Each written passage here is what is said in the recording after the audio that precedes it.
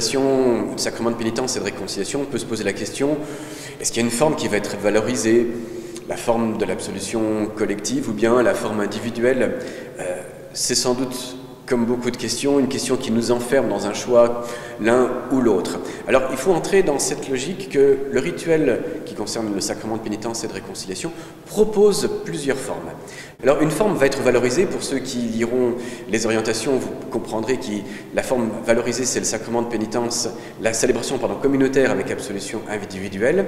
En revanche, les deux autres formes ne sont pas à écarter, ne sont pas à stigmatiser. Peut-être que les uns les autres auront besoin, pour rencontrer un prêtre plus longtemps, de la forme individuelle, et on sent bien que dans l'échange va se vivre des choses plus personnelles, dont certains nous pouvons avoir besoin, et d'une manière exceptionnelle, soit dans l'histoire de chacun, soit liée à des rassemblements pour lesquels il convient de célébrer la célébration avec absolution collective, eh bien on peut se dire que parfois cette forme-là peut être aussi une des manières pour l'Église de célébrer. Mais ce ne sera pas sans doute la forme qui va être valorisée aujourd'hui. Il faut retrouver la forme communautaire qui associe toute l'Église avec la possibilité de rencontrer un prêtre personnellement au sein d'une célébration.